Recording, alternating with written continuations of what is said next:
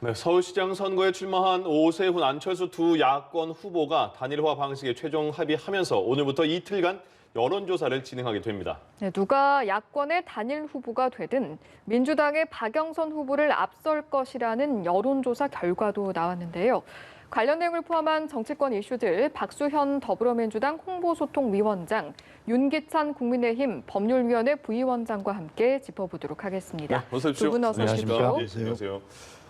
야권 단일화 어려움이 많았지만 결국 그 타결은 됐습니다. 지금까지의 과정 쉽지 않았던 것 같은데 어떻게 일단 평가하십니까? 상대적으로는 보다 쉬웠다고 생각을 합니다. 그렇습니까? 개인적으로. 이전에 단일화 과정에서 겪었던 그 지난한 싸움보다는 수월하게 좀 됐죠. 왜냐하면 투표용지 인쇄 시점에 될 것이라고 예상하신 분들도 많았고, 물론 18, 19일 등록 이전에 돼서 투표용지 자체에 아예 이름이 안 들어가면 제일 좋겠지만, 사실은 단일화라는 게 양 정당의 운명도 걸고 있고 후보자들의 운명도 걸고 있는 것이기 때문에 쉽게 된다는 것 자체가, 기대 자체가 사실 무리입니다. 예. 어쨌든 선거운동 시작 전에, 그러니까 현수막에 다 걸리고 선거운동을 두 분이 시작하기 전에 단일화가 이루어진다는 것 자체가 상당히 빠르고 긍정적이라고 생각을 합니다. 민주당은 단일화에 대해서 비난 그 성명도 나왔던데요. 지금까지 과정 어떻게 보셨습니까? 굳이 비난 성명까지야 낼 필요가 있었나 하는 생각을 저는 개인적으로 합니다. 저는 개인적으로 방송에 나와서 단일화가 실패할 것이다를 여러 차례 공언한 입장에서 보면 좀 아쉬움이 남습니다. 그러나 끝까지 제가 입장을 밀어보면 이 물리적 단일화는 성공할지 모르겠으나 결과적으로 원팀이 되는 화학적 단일화에는 좀 어려울 것이다. 아름다운 경선이란 것은 그런 어떤 자체가 저는 없다라고 하는 것이 제 정치 경험적으로 그렇습니다. 저희 당도 마찬가지고요. 예. 결과적으로는 사람의 욕심과 목표 이런 것들이 다 있기 때문에 그런 아름다운 경선 이런 것들이 마지막에 정말 이루어지고 나서 서로 정말 한 마음으로 될 수 있겠는가라고 하는 것에 대해서 저는 더 지켜볼 지점이 있다 이렇게 생각합니다. 예, 두 후보 사이에 합의된 내용으로 이제 오늘부터 여론조사가 이루어지는 건데 승패에는 어느 정도 좀 영향을 줄 거라고 보십니까? 승패라는 것이 이제 두 후보 중에 어떤 분이 우위에 그렇겠죠? 설지 말씀하시는 거죠. 저희 또 당이 있으니까 저 입장에서는 저는 5% 이상 차이가 날 거라고 생각을 합니다. 왜냐하면 어찌됐든 이제 추세라는 부분도 하나 있고요. 그다음에 이 안철수 후보님의 특유의 그 경쟁력 있는 부분이 그동안의 정치 행보에 의해서 보존되지 못한 부분이 좀 있어요. 그런 부분에 대한 아쉬움이 좀 묻어나는 부분이 있고, 그다음에 오세훈 후보의 경우에는 어쨌든 당력이 집중되는 그런 이제 추세를 보이고 있는 차원도 있고요. 더군다나 이제 민주당에서 사실은 오세훈 후보에 집중해서 공격하는 의문을 제기하는 부분이 안철수 후보께는 사실 긍정적인 여론으로 영향을 미치진 않을 것 같아요. 그래서 그 부분도 포함한다면 개인적인 생각은, 왜냐하면 이제 여러 가지 방식 차이, 문헌 차이 이런 것들에 대해서는 워낙 방송에서 많이 언급이 됐기 때문에 예. 유권자 시민분들이 사실 그거에 구애받지 않는 이런 투표를 할 것 같아요. 여론조사 응대를 할 것 같아서 예. 100% 유선조사냐 무선조사냐, 무선조사 가미되느냐 이런 부분이 어떤 영향을 미치는 이런 여론조사 결과가 나오지 않을 것이고, 예. 당세가 반영되는, 당세 비례하는 여론조사가 결과가 나올 것으로 예상이 돼서 예. 저는 5% 이상의 차이가 날 것으로 예상을 하고 있습니다. 실제로 적합도냐 경쟁력이냐 이 부분 같은 경우에는 오랫동안 협상을 이어왔지만 어제 합동 여론조사 내용을 보면 어떤 항목이라도 오차 범위 안에서 결과가 나오는 모습을 보였거든요. 윤기찬 부위원장께서 이제 자당 소속인 오세훈 후보 입장에서 말씀하셨으니까 저하고는 관계는 없지만 균형을 해서 안철수 후보 측에서 제가 입장에서 좀 얘기를 해드려야 될 것 같아요. 예. 예. 아마 그 오세훈 후보의 내곡동 땅 문제가 결코 작은 문제가 아닐 겁니다. 아마 안철수 후보는 오늘 아침에 기자회견에서 그 부분을 이야기를 했던데, 결과적으로 오세훈 후보는 그 땅의 존재조차도 몰랐다 이렇게 주장을 했는데, 결과적으로 어제 민주당의 김영배 의원에 의해서 밝혀졌습니다. 그 서초구 의회 그 구의 회의록이 밝혀졌는데, 오세훈 후보가 2006년 7월 1일 날 서울시장에 취임하고 바로 2007년에 연초입니다. 초도 순시를 하지 않습니까? 서초구청을 방문했는데, 그때 그 회의록에 보면 이 내곡동 보금자리 지구 여기를 현장을 시찰한 것이 회의록을 통해서 드러났어요.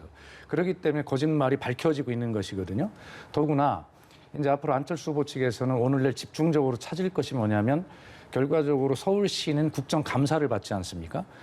저도 이제 국토위원을 했지만 국토위 감사를 많이 하거든요. 그러면 아마 그 부분에 대해서 그 당시 민주당 국회의원들이 오세훈 서울시장을 상대로 국정감사 질의를 많이 했을 겁니다. 그걸 찾아보면 오세훈 시장이 이 땅의 존재를 알았다는 것이 추가로 밝혀질 것이고요.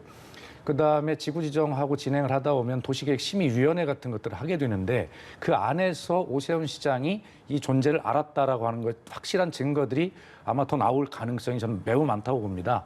그런 측면에서 보면 국민의힘에서는 오세훈 후보가 좀 안정적으로 당선이 되기를 바라겠지만 안철수 후보의 공격, 거기에 민주당의 또 가세, 이런 것들은 뭐 정치 공세가 아니라 당연히 알아야 될, 유권자께서 알아야 될 판단의 근거, 유권자의 권리이기 때문에 아마 그런 부분에 하루 이틀 집중을 하다 보면 어떤 결과가 나올지도 모르겠다, 이런 말씀을 드립니다. 네, 제가 그 부분 반론 이제 안철수 후보님의 입장에서 말씀을 주시면서 사실 내곡동 땅에 대한 말씀을 주셨기 때문에 간단히 이제 반론을 드리면 사실 그 내곡동 땅의 존재를 몰랐다는 취지는 제가 개인적인 해석은 예. 그 해당 부지에 그 지번이 포함되어 있는지 여부에 대해서는 사실 모를 수는 있어요. 왜냐하면 저희가 그 이 땅을 구입하는 사람도 그 지역을 시찰하고 나서는 그 지번이 거기에 포함되는지 여부에 대해서 모르고 사기당하는 경우도 많이 있는 게 제 변호사니까 현실적으로 있거든요. 예. 그러니까 본인 처가 소유하고 있는 지번이 해당 부지에 포함되는지 여부에 대해서는 늦게 알았을 수도 있습니다. 그런 취지로 이해한다 그러면 또한 그 부분은 좀 부차적인 거예요. 왜냐하면 내곡동 땅이 지구지정됨으로써 사실상 이익을 얻었느냐 여부가 가장 큰 것이고요. 지구지정되는데 오세훈 시장이 어느 정도 관여했느냐, 두 가지가 가장 큰 문제입니다. 예. 관여했다는 부분은 주택국장 전결이라는 거 오세훈 시장이 밝혔고요. 그러니까 주택국장 전결이라는 것은 기존 업무 처리 규정에 따라서 전결이 됐다는 거 아니겠습니까? 그렇다면 관여했다는 부분에 대해서는 아직까지는 객관적인 증거를 좀 제시 못하고 있는 부분이 있는 것이고요. 예. 그다음에 특혜 이런 부분은 사실 그 당시에 제가 찾아보니까 2010년도경에 공시지가가 한 120만 원 정도였더라고요. 그 반면에 시세가 한 400~500만 원 정도였다는 기사들이 꽤 있습니다. 그렇다면 보상받은 가격 대비해 볼 때 이것이 지구지정됨으로써 가격이 많이 올랐던 것이냐. 또 하나는 만약에 정말 특혜를 원했다 그러면 특혜를 원했고 본인 처소유의 8분의 1 지분이 포함된 그 지역이 그 해당 지역이라면 알았다면 만약에 경제적 이익을 위한다 그랬으면 지구지정에 살짝 비껴나갔겠죠. 왜냐하면 지구지정 옆 지역이 원래 더 큰 앙등을 보이는 지역이기 때문에 뭐 특혜를 원한다면 그렇게 했을 거고요. 예.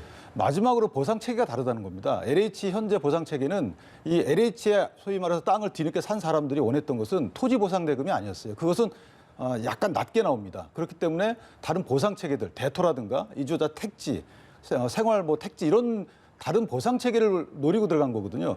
근데 보금자리 주택이 과연 그런 보상 체계가 있었느냐? 저는 아직까지 없던 걸로 알고 있습니다. 그렇다면 과연 현 LH에서 불거지고 있는 문제점, 그런 잣대로 볼 수는 없는 거예요. 오히려 보금자리 주택 지정에 반대했다는 여론들도 많이 있습니다. 기사들 찾아보면. 그렇기 때문에 섣부른 문제 제기보다는 객관적인 데이터를 갖고 문제 제기를 하는 게 좋은데 예. 아쉬운 부분은 민주당은 그럴 수 있어요. 그런데 안철수 후보께서 최근에 그런 말씀하신 것은 사실 조금 뼈아픕니다. 이번에는 제가 민주당 입장에서 말씀을 한번 드려볼게요. 우리 윤기찬 부위원장의 말씀에 대한 반론이기도 합니다. 우선 첫째, 이익을 본 것이 없다. 주변 시세보다 낮기 때문에 당연히 수용되는 땅은 주변 시세보다 낮습니다. 근데 비교를 그렇게 하면 안 되고요. 원래 이 땅이 그 평당 40만 원 정도 가는 땅이었습니다. 그런데 2010년에 오세훈 후보가 보금자리 주택 지구를 추진하면서 갑자기 150만 원으로 오릅니다. 그리고 결과적으로 수용이 될 때 보상은 270만 원을 받거든요. 만약 이것을 오세훈 후보가 추진하지 않았다면, 지정이 되지 않았다면 그냥 평당 40만 원이 그 땅으로 있을 개연성이 많은 것이죠. 그렇기 때문에 이익을 보지 않았다라고 하는 것은 잘못된 것이고요. 그다음에 여기에 관여를 하지 않았다. 주택국장 전결이다 하는 것은 말 자체가 성립이 안 됩니다. 74만 제곱미터나 되는 이 정말 그린벨트를 해제하는 문제예요. 그걸 어떻게 시장이 모릅니까? 그리고 이 보금자리 주택 특별법에 보면 주택국장 전결은 뭐냐면 지구 지정이 됐는데 거기에 약간 측량의 착오가 있어요. 이런 경미한 사항을 조정하는 것이 주택국장 전결이지 이 자체를 주택국장 전결이라고 한다면 오세훈 시장이 그 당시에 정말 무능해서 몰랐거나 그리고 국장이 이걸 보고도 하지 않고 했다고 그러는데 그렇다면 이건 최순실의 국정농단과 같은 시정농단과 똑같습니다. 그리고 더 중요한 것은 이 주택국장이 그 당시에 3급이었는데요. 2급까지는 비교적 평균적인 승진 연수를 기록하면 하는데 2급에서 1급으로 올라가는데 본부장 올라가는데 불과 6개월밖에 걸리지 않습니다. 뭔가 굉장한 연관성이 있다고 보여지는 것이죠. 이런 문제들에 대해서 아마 지속적으로 오세훈 후보는 여기서 후보가 된다 하더라도 경선 과정에서 안철수 후보로부터 또 된다 하더라도 민주당으로부터 지속적으로 공격을 받게 될 것이고 거기에 대한 응답을 해명을 잘 하지 않으면 이 문제는 굉장히 발목을 잡을 가능성이 더욱 많아질 겁니다. 예. 시가 앙등 관련해서 한 말씀만 드리면 이게 이제 2006년도 3월 달 경에 처음에 그 임대주택지구로 거론이 됩니다. 예. 지정까지는 안 되더라 하더라도 예. 그 당시 그러니까 오세훈 시장이 2006년도 4월경에 출마 선언을 하는 것이죠.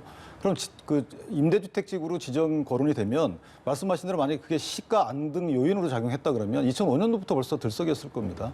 그래서 2009년도에 지구 지정 제한 내지 지구 지정 그 당시에 시가 안등이 바로 되는 것이 아니고 이미 차차 반영이 돼 왔던 것이거든요. 그리고 오세훈 시장 처가 소유한 그 8분의 1 부분은 70년대 상속으로 소유한 것입니다. 그래서 이것을 투기 내지 특혜로 연관지어서 뭐 어떤 주장을 하는 것은 아직까지는 좀 무리한 주장이다 이렇게 생각이 되고요. 주택국장 전결은 해당 국장이 일단 본인이 스스로 말을 하고 있기 때문에 여기에 반하는 다른 어떤 그 증거들이 나오지 않는 한 이것을 계속 정치 공세를 이어가는 것은 저는 아직까지는 국민께 호소력이 없다 이렇게 생각합니다. 짧게 붙이겠습니다. 그것을 1970년대에 상속을 한 것이 때문에 투기가 아니다라고 하는 말씀에 설득력이 좀 부족한 것이요. 자, 노무현 정부 때 서울시가 이것을 국민주택 임대주택 단지로 지구 지정을 신청하고자 합니다. 그러니까 서울시가 국토부에 신청을 하는 것이죠. 그런데 그 당시 노무현 정부에서는 지금 말씀하신 2005년경부터 용역 조사를 하고 여러 가지 진행을 해서 결과적으로 2008년에 이것이 국민 임대주택 단지로 적합하지 않다라고 하는 결론을 내리게 됩니다. 그리고 그 당시 그 서초구도 결과적으로는 이것을 반대하는 결의문을 채택하게 돼요. 그런데 오세훈 후보가 시장이 되어서 이명박 대통령이 되시고요. 그리고 나서 이것을 다시 보금자리 주택지구로 다시 추진을 한 것입니다. 그렇기 때문에 물려받은 땅이라고 하지만 그 물려받은 땅이 포함된 이 지구를 노무현 정부에서는 기각됐던 이 땅을 다시 추진한 것이기 때문에 만약 그 어떤 관계가 전혀 없다라고 할 수가 없다. 그렇게 주장합니다. 예. 예. 됐습니까? 네네. 예. 그 단일화까지가 뭐 크게 어렵지 않았다 이렇게 말씀하셨는데 그 와중에 김종인 위원장과 안철수 후보 간에는 그 어떻게 말해야 될까요? 거친 언사가 왔다 갔잖아요, 계속. 이게 과연 단일화가 누구라도 된 이후에도 한 명을 계속 끝까지 지지하면서 밀어줄 수 있을까? 이런 물음표를 던지는 사람도 있더라고요. 저는 이제 그 감정이 개입이 안 됐다고 보기는 어렵겠지만 네. 말이 좀 지나친 부분이 두 분 간에 있었어요. 분명한 예. 것은 이제 실명까지 거론해 가면서 있긴 있었는데 그것은 전략적인 측면이 상당 부분 밑바탕에 깔려 있다고 생각을 합니다. 그러니까 안철수 후보의 경우에는 하루빨리 여론조사 등을 통해서 경선을 했으면 좋겠고 예.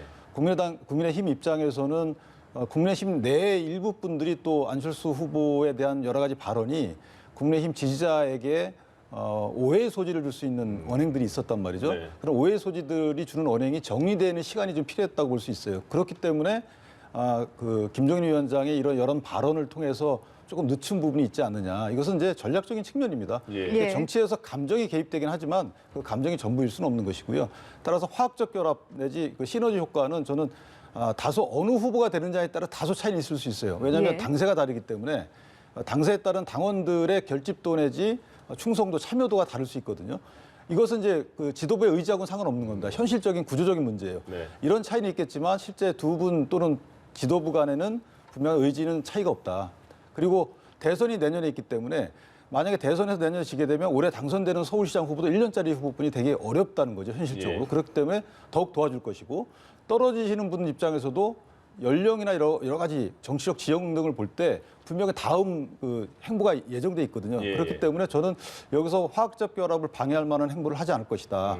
그리고 실제 오세훈 후보도 공동정부, 시 공동정부 얘기를 했고요. 네. 안철수 후보께서도 합당 얘기를 또 미리 하셨거든요. 예. 그렇기 때문에 국민께 여러 가지 말씀을 하신 것들을 종합해 보면 화학적 결합은 아마 큰 걱정을 안 하셔도 될 것 같다 이렇게 생각합니다. 아까 짧게 화학적 결합에 대해서 물음표를 던지셨잖아요. 네, 네, 네. 지금 그 문제 없을 것 같다 말씀하셨는데 어떻게 보세요? 그러니까 정치를 하는 후보자나 당 대표들 간에는 화학적 결합의 어떤 형태를 취할 겁니다. 뭐 서로 뭐 다 풀자 할 텐데 결과적으로는 그 과정에서 갈라진 양 당의 당원들 그리고 지지자들 이 유권자의 단일화는 이미 실패했다라는 것 아니겠습니까? 결과적으로 정치인들 후보들 스스로의 감정만 상한 게 아니라 그를 지지하는 유권자들이 가슴에 서로 상처를 굉장히 준 것이거든요. 그래서 결과적으로는 유권자 단일화에는 화학적 단일화에는 거리가 멀 것이다. 저는 그렇게 봅니다. 알겠습니다. 이번에는 여권 상황도 좀 살펴보도록 하죠. 박영선 후보는 연일 정책 행보 이어가는 모습인데 재난위로금 공약에 이어서 주말에는 탄소 중립을 위한 정책 공약도 내놨죠. 네, 그렇습니다. 지금 박영선 후보는 하루에 한 4개 내지 5개 구를 돌면서 서울시 대전환이라고 하는 그 이름 아래 각 구의 대전환 공약을 발표하고 있는데 잘 아시다시피 지금 그 서울의 25개 구청장 중에 24명이 민주당 소속이고요. 네. 또 101명의 서울시 의원 중에 그 101명이 민주당 소속이거든요. 다시 말해서 이 정책의 연속성이라는 측면에서 보면 아마 박영선 후보가 1년짜리 남은 이 임기를 이어받아야 지금까지 쭉 3년 동안 그 구청장들이 해오던 이런 어떤 업무에 큰 차질이 없다라고 하는 것을 이제 말씀을 계속 드릴 것이고요. 예. 그다음에 지금 저희가 정책 행보를 하지만 야권의 단일화 이 컨벤션 집중 때문에 사실 주목을 받지 못하는 상황이지만 예. 이제 이 야권 단일화가 여론조사 결과로 이제 발표 이어 나오더라도 아마 2, 3일 반짝 이 컨벤션 효과는 지속이 될 겁니다. 그러나 그 이후부터는 바로 그런 어떤 정책 대결, 정책 경쟁으로 들어갈 것이기 때문에 꾸준하게 정책을 이야기해온 박영선 후보의 그 경쟁력과 진정성들이 돋보이는 시기. 지금까지는 정치 시간이었다면 이제는 정책의 시간으로 가야 될 것이고 그 정책의 시간은 어떤 야권 단일화에만 골몰해온 야당보다는 아마 집권당의 시간이 될 것이다. 저는 그렇게 믿습니다. 예, 알겠습니다.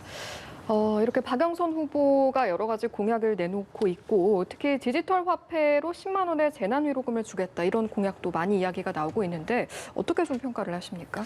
그래서 저는 말씀은 이제 뭐 그냥 현금을 주는 것이 아니고 뭐 어떤 기술을 시연해 보이는 이런 의미도 갖고 계시다 뭐 이런 취지의 말씀을 주시는데 어쨌든 10만 원을 주겠다는 거거든요. 네. 근데 이제 10만 원을 지출하려면 의회 동의도 필요하고 여러 가지 절차가 필요하겠지만 문제는 이걸 공약으로 삼았다는 것은 적절치 않다고 생각을 합니다. 첫 번째는 효과 면에서는 이미 이재명 지사가 본인 그 도정 활동을 하면서 이미 진행을 했었고 거기에 대해서 또 일부 여당에서도 반대하는 의견이 나왔었거든요.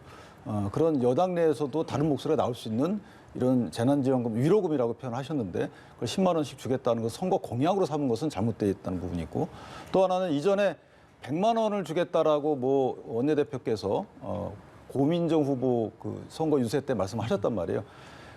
이 재난지원금 문제는 중앙선거관리위원회 사무총장마저도 선거에 영향을 미쳤다라고 자평했을 정도로 국회 나가서 예. 사실 선거에 영향을 미친다고 보는 것이 적절합니다. 그럼에도 불구하고 이것을 공약으로 했다는 거, 특히나 금액 자체가 10만 원이라는 거죠. 10만 원이 작다는 의미가 아니고 예. 말씀하신 그런 소비 진작 효과나 또는 뭐 어떤 위로 형태의 돈이 되려면 좀 더 몰아주기 식의 어떤 선별적 지급을 오히려 공약하셨으면 어땠을까라는 생각이 드는데 이것을 10만 원 정도의 위로금으로 전 시민께 주겠다라는 취지의 말씀은 시기적으로 부적절할 뿐더러 말씀하시는 효과 측면에서도 과연 효과 있을지에 대한 의문이 드는 공약이죠. 지금 이 전국민 재난지원금 또는 위로금에 대해서 우리 국민의힘에 제가 계속 설명을 드리는데 잘 수용을 안 해주시는데 성격이 이런 겁니다. 선별지원과 보편지원을 볼 때 선별지원은 굉장히 상처를 깊게 입은 자영업자 소상공인에게 드리는 것. 그리고 전국민 재난지원금은 뭐 임금을 받는 분들이라든가 별로 그렇게 큰 영향을 받지 않는 분들에게도 무작위로 돈을 나눠주는 것이다. 이렇게 이해를 하시는데 그것이 아닙니다. 이게 소멸성 지역 화폐로 드리는 것이기 때문에 일정 기간까지 그 화폐를 쓰지 않으면 소멸되는 것이거든요. 그러니까 쓰는데 그걸 어디 가서 씁니까? 자영업자 소상공인이 점포에 가서 씁니다. 그것을. 결과적으로 선별지급도 임대료동 지원을 위한 그런 어떤 그 지원이지만 이 전국민 재난지원금도 결과적으로는 지역 화폐로 주기 때문에 자영업자나 소상공인의 어떤 호주머니로 들어가는 그 자영업자 소상공인 취약 고용계층의 지원책입니다, 이것이. 근데 네. 그것을 별도로 자꾸 생각을 하셔서 무분별한 퍼주기다 이렇게 말씀하시는 것은 그 정책의 자체에 대한 이해가 좀 부족한 말씀이라는 것이고요. 그다음에 박영선 후보는 저희는 이제 그런 생각을 가지고 있잖아요. 3차 재난지원금 드리고 백신 접종으로 코로나가 좀 기세가 잡히기 시작하면 경기 진작을 위해서 전 국민 재난지원금을 드리겠다라고 하는 계획을 가지고 있는 것이고 이재명 지사는 이미 그걸 실천했고 대통령께서도 기자회견에서 여력 있는 지방자치단체가 스스로 판단에 의해서 그걸 하는 것에 대해서는 뭐 반대하지 않는다. 입장을 이미 이야기했기 때문에 순세계 잉여금이 4조 원이나 가지고 있는 서울시가 1조 원을 들여서 선거 끝난 다음에 그렇게 전 시민 재난지원금을 드린다는 것은 당연히 지금부터 고민해야 될 문제입니다. 알겠습니다. 네, 한 말씀만 더 하면 이 1차 전국민 재난지원금의 효과가 이미 분석이 돼 있잖아요. 국가기관에서. 그때 보면 30% 정도만 소비 진작 효과가 있다는 겁니다. 그럼 만약에 그런 그 취지라 그러면 직접 소상공인한테 직접 지원해 주는 편이 낫다는 거죠, 오히려. 그 금액을 늘려서. 그러니까 그런 취지로 국민의힘에서 주장하는 것이고요. 그 전국민 재난지원금이 과연 한정된 국가 재원을 합리적으로 효율적으로 쓰는 것인가에 대해서는 아직까지도 큰 문제 제기가 많은 상황입니다. 이런 상황에서 서울시 재정이라는 것이 전부 다 서울시에서 충당되는 게 아니잖아요. 경기도 같은 경우 36% 정도가 국고에서 보존되는 걸로 알고 있는데 그렇다면 지금 국가에서도 3, 4차 재난지원금 계속 내고 있는데 같은 재정이라고 볼 수 있는 서울시에서 또 추가로 이렇게 내는 것이 옳으냐. 일반적인 지자체, 소규모 지자체가 아니고 1,000만이 넘는 이 대규모 지자체에서 그런 부분에 대한 문제 얘기를 하고 있는 거예요. 예, 지금 말씀하신 대로 그 KDI 연구 보고서를 말씀을 하시거든요. 지금 아직까지 재난지원금의 효과에 대해서 좀 전반적이고 완벽한 보고서가 지금 나올 단계가 아닙니다. KDI가 30% 효과를 이야기하면서 뭐라고 단서를 달았냐면 이런 어떤 분석에 대한 경험이라는 게 없기 때문에 지나치게 위축 축소해서 분석했을 가능성이 있다라고 붙이고 있거든요. 그렇기 때문에 그런 것들은 폭넓게 더 봐야 된다 생각합니다. 예. 그렇다면 각 후보에 대한 여론은 어떠한가 저희가 앞서 잠시 언급을 했는데 앞서 살펴봤던 지상파 3사 여론조사 결과를 좀 더 자세히 들여다보도록 하겠습니다. 조사를 보니까 야권 단일 후보 그리고 박영선 후보의 결과를 보면 누가 단일 후보가 되더라도 박영선 후보를 오차 범위 밖에서 앞서는 모습이었고요. 단일화가 무산이 돼서 3자 대결이 되더라도 이 경우에는 오차 범위 아니지만 역시 오세훈 후보가 소폭 앞설 것이라는 결과가 나왔거든요. 일단은 이 같은 결과 좀 어떻게 보셨습니까? 저는 이게 추세로 봐야 될 것 같아요. 이전에 불과 한 10일 정도 이전 결과들을 보면 또 완전히 다르거든요. 그때는 이제 안철수 후보가 아마 앞서거나 2등으로 자리매김 하셨던 걸로 보이고 박영선 후보와의 양자 대결에서도 오세훈 후보가 지는 경우도 많이 있었거든요. 그러니까 추세로 보면 국민의힘의 당력이 모아지고 있다라고 보여지고요. 이것이 아마 전국 결정까지 가게 되면 좀 더 다른 결과가 나올 겁니다. 오히려 오세훈 후보의 경우에는 격차가 더 커질 가능성이 있는 것이고 그다음에 안철수 후보의 경우에는 커질 수도 있겠지만 한편 보면 안철수 후보를 지지하는 분들 중에 상당수가 성향상으로 보면 민주당을 지지했던 분들인데 현재 민주당의 정책에 대한 어떤 비판적 시각 때문에 안철수 후보 쪽으로 가신 분들도 여론상으로 마치 이분들은 투표장에 가서는 그렇게 안 하시거든요. 예. 역대 보면 안철수 후보에 대한 여론조사 수치와 투표에서 나온 수치가 좀 많이 달라요. 그래서 이런 부분들을 감안해 보면 안철수 후보님은 올라갈 수도 있겠지만 한편 보면 떨어질 수도 있는 가능성도 매우 크다. 그런 위험성이 있다고 생각합니다. 예, 이번 결과 어떻게 보십니까? 네, 여당의 입장에서는 정말 지금 휘초리를 세게 맞고 있구나 하는 생각을 갖습니다. LH 부동산 투기 의혹의 문제라든가 이런 것인데요. 뭐 지금은 뭐 저런 것이 정상이라고 보고 아마 아까 예상한 것처럼 야권 단일화 이후에 한 2, 3일 정도는 저런 컨벤션 효과가 지속이 될 가능성이 있습니다. 2010년을 돌아봅니다. 그 당시 한명숙 그 시장 후보가 그 여론조사 발표 금지 기간 바로 전에 발표한 여론조사에 보면 20% 가까이 뒤졌는데 실제 투표에서는 0.6%포인트 차이로 석패하지 않았습니까? 네. 굉장히 변수가 많은 것이고요. 앞으로 이런 것들을 충분하게 뒤집을 수 있는 그러한 시간은 충분하고 그럴 요인도 있다 이런 말씀을 드리고요. 결과적으로는 이 재보궐선거의 특성상 누가 투표장에 더 많이 나가느냐라고 예. 하는 것이고요. 지금 여권이 이렇게 회초리를 세게 맞는 이런 분위기가 수치에 반영되고 있는 이런 모습은 여권 지지자들을 더욱 결집시키고 투표장에 나가게 할 가능성이 더 많다. 결과는 두고 봐야 한다 말씀드립니다. 예, 여기까지 듣겠습니다. 지금까지 박수현 더불어민주당 홍보소통위원장, 윤기찬 국민의힘 법률위원회 부위원장과 함께했습니다. 두 분 고맙습니다. 고맙습니다.